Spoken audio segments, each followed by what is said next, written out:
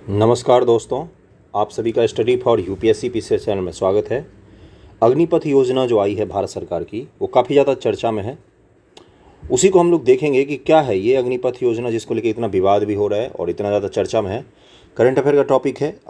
UPSC में भी आपसे पूछ सकता है और पीसीएस में भी पूछ सकता है कि क्या ये सही है।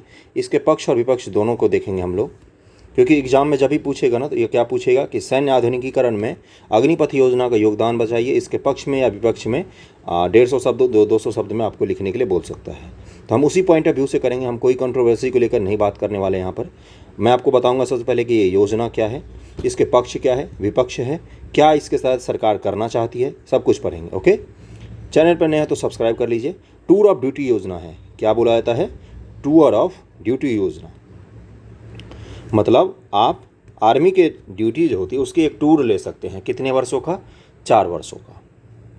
पहली बात तो ये क्लियर कर लें। अग्निपथ योजना अभी अभी उसका नाम दिया गया है। थोड़ा सा भारी भरकम सरकार ये शब्द यूज करती है, आपको पता ही है। और जो इसमें भर्ती होंगे उनको क्या कहा जाएगा? उनको अग्निवीर कहा जाएगा। उनको अग्निवीर कहा जाएगा, समझ रहे हो ना। और इस योजना का क्या नाम रख दिया है सरकार ने? अग्निपथ योजना। दिखाता हूँ मैं, चलो आगे बढ़ते हैं। तो सैन्य मामलों का विभाग और किस मंत्रालय ने इसको मंजूरी दी है? रक्षा मामलों के मंत्रालय और रक्षा मामलों की जो समिति होती है उसने अभी अग्निपथ योजना को मंजूरी दी है। रक्षा मामलों की जो समिति होती है उसने अग्निपथ योजना को अभी मंजूरी दी है। ओके, टूर ऑफ ड्यूटी योजना को अंतिम रूप देने की ओर अग्रसर है। इस योजना के तहत युवाओं को केवल 3 साल के लिए सैनिक के रूप में भर्ती किया जाएगा। ओके, तो 4 साल है यहाँ पर 4 साल कर लेना, ये 4 वर्ष है। 4 वर्ष के लिए भर्ती किया जाएगा अग्निपथ योजना के तहत।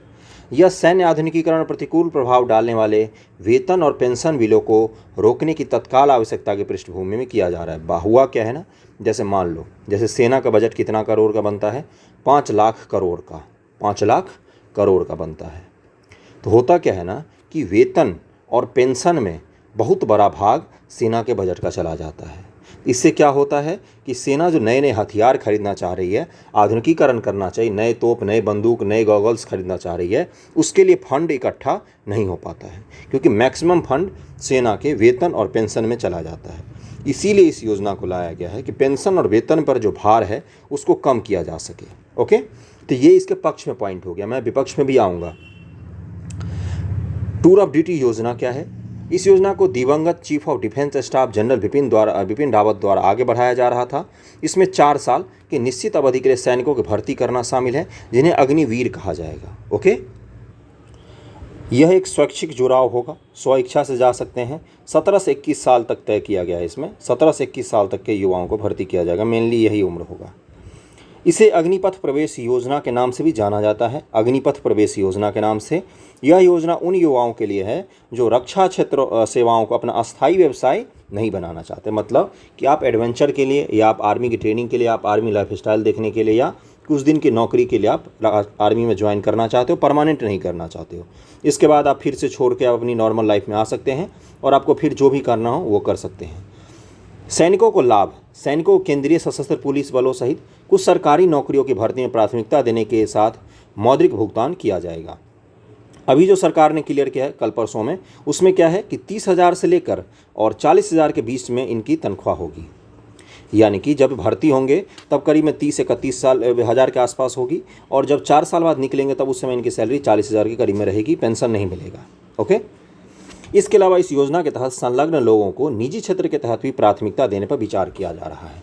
होगा क्या? अब देखो 25 साल की उम्र 25 साल के उम्र तक सारे फिर से बेरोजगार हो जाएंगे। लेकिन जैसे अभी रिटायर्ड सैनिकों को दिया जाता है वरीयता, बीपीएससी के फॉर्म में, यूपीएससी के फॉर्म में, या अलग अलग सरकारी बैंकों के फॉर्म में, उसी तरह से इनको भी वरीयता दी जाएगी। ओके, यहाँ तक समझ गए? क्लियर? इसका मेन नाम क्या था? टूर ऑफ ड्यूटी योजना नाम था। इसे अग्निपथ प्रवेश योजना भी कहा जाता है। इसमें जो भर्ती होते हैं उनको अग्निवीर कहा जाता है। 4 वर्षों के लिए जाएंगे। ओके, और रक्षा मामलों का जो समिति होता है उसी ने इसको मंजूरी दी है। सरकार को लाभ क्या होगा, इस पर आते हैं। इसके बाद हानियाँ देखेंगे क्या है। बहुत सारी चिंताएं हैं इसको लेकर बताई गई है। सरकार को लाभ। टूर ऑफ ड्यूटी योजना न केवल सैनिक कर्मियों की कमी के मुद्दे को हल करने में मदद करेगी, बल्कि यह वेतन वृद्धि और पेंशन के बोझ को भी कम करेगी। ऊपर ही मैंने बताया था कि अगर मान लो 100 रुपया रखा जाता है ना सैनिकों के लिए, पूरा बजट आर्म फोर्सेज के लिए, तो इसमें लगभग 50 रुपये के आसपास पूरी वेतन पेंशन पर ही खपत हो जाते हैं, और 50% ही बचता है, 50% के आसपास ही बचता है जिसमें आधुनिकीकरण हो पाता है सेना का, है ना। तो ये जरूरी था कि सैन्य का जो पेंशन और वेतन पर सरकार का बहुत बड़ा खर्च है उसको कम किया जा सके। मूल टीओडी प्रस्ताव के अनुसार पेंशन और अन्य लाभों के तहत 17 साल की सेवा की समाप्ति के बाद एक जवान के कार्य की लागत में संभावित जीवन अवधि की बचत एक टीओडी जवान की तुलना में 11.5 करोड़ रुपए होगी। ये सब हमें नहीं कंपेयर कर याद रखना है। आगे बढ़ते हैं। वेतन और ग्रेच्युटी भुगतान में बचाए गए संचित धन का उपयोग सैन्य जरूरी आधुनिकीकरण के लिए किया जा सकेगा। जो हम वेतन और पेंशन से पैसा बचा लेंगे बजट में, उसका उपयोग कहाँ पर करेंगे हम? सेना को मॉडर्न करने में। अब चिंताएं क्या क्या हैं, ये विपक्ष में आगे पॉइंट्स यहाँ से आप इसको नोट डाउन कर सकते हैं। टेलीग्राम पर आपको PDF भी मिल जाएगा। 6 महीने की ट्रेनिंग में कैसे सेना तैयार हो जाएगा? रक्षा विशेषज्ञ की बात जरूर लिख देना एग्जाम में, इससे भारी भरकम थोड़ा सा हो जाता है। रक्षा विशेषज्ञ PK सहगल ने 6 महीने की ट्रेनिंग को योद्धा तैयार करने के लिए नाकाफी बताया है। उन्होंने क्या बोला है कि 6 महीने की ट्रेनिंग में कोई सैनिक कैसे तैयार हो सकता है। 6 महीने की ट्रेनिंग में उन इक्विपमेंट को इस तरह हैंडल करना सीख लें कि जंग जीत जाएं, यह तो बड़ी भूल होगी। अगर मान लो, चलो युद्ध बहुत दिनों बाद होते हैं, ठीक है, मान लिया कारगिल के बाद कोई युद्ध नहीं हुआ 20 साल में, और युद्ध में सारे सैनिक अपने जीवन में भाग भी नहीं ले पाते, ये भी बहुत बड़ी सच्चाई है। लेकिन अगर जो भाग लेंगे उनको अगर हथियार चलाना ही नहीं आएगा ढंग से, तो कैसे युद्ध जीतेंगे? वो भी तब जब हमें दो तरफ से आक्रमण का भय है कि चीन और पाकिस्तान मिलकर हम पे आक्रमण न कर दे। ऐसी परिस्थिति के लिए हमें सैनिकों को तैयार रखना होगा। इन्होंने क्या बोला सहगल जी ने? दूसरी बात कि समर्पण के संबंध में बात की। इन्होंने कहा कि 6 महीने की ट्रेनिंग और 4 साल के लिए सेना में आने वाले सैनिक में शायद ही वो जज्बा हो। जब आपको पता होगा कि 4 साल बाद मेरी जॉब खत्म हो जाएगी, तो आप युद्ध में क्या बोलोगे? हम क्यों रिस्क ले भाई, तुम जाओ, जो उसका परमानेंट जॉब है। हम तो 4 साल बाद अपनी नॉर्मल ज़िंदगी में लौटेंगे ही, हमें ना तो पेंशन मिलेगा, हमें ना तो कुछ मिलेगा फैसिलिटी, है ना। ये कह रहा है। अगला है कि पाकिस्तान और चीन बॉर्डर का ध्यान नहीं रखा गया है। इस एक्सपर्ट ने ये भी कोल बोला है। ये आपको लिखना पड़ेगा, आपको जब मेंस में आंसर राइटिंग करोगे तो वहाँ पर आपको लिखना पड़ेगा। रक्षा विशेषज्ञ हैं दिनेश नैने। इन्होंने क्या कहा कि भारत के साथ पाकिस्तान और चीन के 2 बड़े बॉर्डर हैं, इसे आर्टिफिशियल इंटेलिजेंस के मशीन से नहीं कवर कर सकते हो। सैनिक तो आपको चाहिए ही मशीन, बॉर्डर पर खड़ा करने के लिए मशीन नहीं आएगा, सैनिक ही चाहिए। इसे सिर्फ ट्रेंड जवानों से ही कवर किया जा सकता है। इसके उलट अब सैनिक ट्रेंड की संख्या 25% तक ही रह जाएगी। ट्रेंड सैनिक जो होते हैं फुल फ्लेज वाले, उनकी संख्या मात्र 25% रह जाएगी। 100 में से 25% सैनिक ही फुल रूप से ट्रेंड होंगे, बाकी 75% सैनिक जो होंगे वो 4 साल वाले होंगे। समझ रहे हो ना? तो यहाँ पर ये रिस्क है। कारण है कि 4 साल की सर्विस के बाद 75% जो ट्रेंड सैनिक है वो बाहर हो जाएंगे। हर साल करीब में 60,000 आर्मी पर्सन रिटायर होते हैं, और सरकार का इससे पहले क्या होता था कि हर साल 60,000 करीब में भर्ती भी किए जाएं। लेकिन जब ये सिर्फ रिटायर्ड होंगे, भर्ती कम होगा, तो ऑटोमेटिक इनकी संख्या कम हो जाएगी। नैने ने कहा कि हर साल करीब 60,000 रिटायर होते हैं और उतनी ही भर्ती होती हैं। अग्निपथ स्कीम 4 साल के लिए भर्ती होगी। इससे क्या होगा, 6 महीने में ही अनुपात घट के ट्रेनिंग सैनिक वाले का फुल प्रूफ जो ट्रेंड सैनिक होते हैं उनकी अनुपात सेना में कम हो जाएगी। ओके। उसके बाद क्या है कि सैनिकों की छुट्टियां भी होगी। वे मुश्किल से 2 साल नौकरी कर पाएंगे। 4 साल का टूर ना होगा, लेकिन उनके छुट्टियाँ तो होंगी ही ना। ऐसा तो नहीं होगा 4 साल आप बोलोगे 4 साल के 4 साल तुम बॉर्डर पर ही खड़े रहो। इन्होंने बोला कि सेना के स्ट्रक्चर ने इसी सेना ने जो अभी वर्तमान सेना, इसी ने 1947, 62, 65 कारगिल युद्ध सब जीत के दिखाए हैं।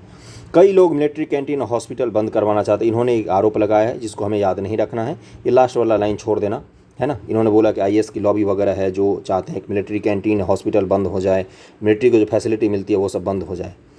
अगला है कि गैर सामाजिक गतिविधियों में चले गए तो अब जो आर्मी में गया है 4 साल के लिए, 4 साल बाद जब वो लौट के आएगा, वो ट्रेंड है, हथियार चलाने में माहिर इंसान है, वो गोली बारूद सब कुछ जानता है, वो कई तरह के हथियार बनाना भी सीख जाते हैं। आर्म फोर्सेज में ट्रेनिंग दी जाती है उनको, वो ट्रेंड है, वो मार्शल आर्ट में ट्रेंड है, हथियार बनाने में हथियार चलाने में ट्रेंड है। अगर वो कहीं गैर सामाजिक गतिविधि में लग गया तो, अपराध जगत में घुस गया तो, है ना, तो उसको जल्दी आप एलिमिनेट भी नहीं कर सकते क्योंकि वो हथियार चलाना जानता है। ओके। और इनको अगर जॉब नहीं दे पाए आप, जो आर्मी छोड़ के आए हैं, मान लो 25 साल के वर्ष में आ गया है, अगर आप इनकी जॉब सिक्योर नहीं करोगे तो फिर तो ये बेरोजगार ही हो गए, है ना। तो आपको पहले ये भी तय करना पड़ेगा कि जो आर्मी में छोड़ के आ रहा है उनको जॉब सिक्योर जरूर हो, है ना। इससे क्या होगा, इससे गैर सामाजिक गतिविधियां कम होंगी। कुछ फायदे तो बड़े नुकसान भी हैं। कौन कौन से बड़े नुकसान हैं और देखते हैं। रिटायर्ड मेजर जनरल हैं अश्विनी सिवाच, देखो ये सब भारी भरकम नाम है, क्यों? क्योंकि हमें किसी का तो, अब हम तो एक्सपर्ट नहीं है ना, जो एक्सपर्ट बोलेंगे हमें वही लिखना पड़ेगा ना। तो आप एग्जाम में ये भी लिख सकते हो कि विशेषज्ञों के अनुसार, है ना, अगर नाम नहीं याद रहे तो। उन्हें कहा कि डिफेंस बजट में वेतन पेंशन का खर्च बढ़ता जा रहा है, सरकार पर दबाव था, इसीलिए सरकार ने इसको कम कर दिया है। और आयु भी कम करना चाहती थी, औसत आयु 26 साल इसको घटाकर 20 से 21 साल मात्र करना चाहती है सरकार। आर्मी की औसत आयु को कम करना चाहती है, ये भी एक बड़ा मुद्दा था। बस यही था। तो मोटा मोटी हमने सबसे पहले क्या देखा कि ये योजना क्या है, इसको क्या योजना कहा जाता है? मेन टूर ऑफ ड्यूटी योजना। कितने सालों के लिए? 4 सालों के लिए। किसने इसको मंजूरी दी है? तो रक्षा मामलों की जो मंत्रिमंडलीय समिति होती है उसने मंजूरी दी है। और क्या देखा हमने कि इनका ये योजना था, तो जनरल जो इससे पहले के चीफ ऑफ डिफेंस स्टाफ थे जनरल बिपिन रावत जी, उन्हीं का था ये योजना। और क्या होगा ये? अग्निपथ योजना इसी का नाम है। अग्निवीर कहा जाएगा जो सैनिक इसमें आएंगे, 4 साल के लिए आएंगे, तीनों सेना में जा सकते हैं, एयरफोर्स, नेवी और आर्मी, तीनों में जा सकते हैं। इसकी उम्र क्या से क्या, कहाँ से कहाँ तक होगी? 17 से 21 साल तक की उम्र होगी। ओके। और रिटायरमेंट के बाद इनको बेनिफिट दिया जाएगा। किस तरह का बेनिफिट? सिर्फ और सिर्फ जॉब में इनको प्राथमिकता दी जा सकती है, सरकारी नौकरियों में या प्राइवेट नौकरियों में इनकी प्राथमिकता दी जाएगी। बाकी ना तो पेंशन मिलेगा ना वेतन मिलेगा। पक्ष में क्या मुद्दे लिख सकते हैं कि आधुनिकीकरण के लिए जो हमें फंडिंग चाहिए पैसा का, वो हम आर्मी में इससे बचा सकते हैं। नवयुवक सैनिक मिलेंगे, तेज तर्रार होंगे, सेना का जो औसत आयु है वो कम होगा। ओके। और विपक्ष में भी मैंने बहुत सारे पॉइंट बताए हैं। तो यही था, छोटा सा एक व्यू मिलना चाहिए था, चर्चा में था इसलिए बता दिया। कैसा लगा वीडियो ज़रूर बताना। Thank you so much.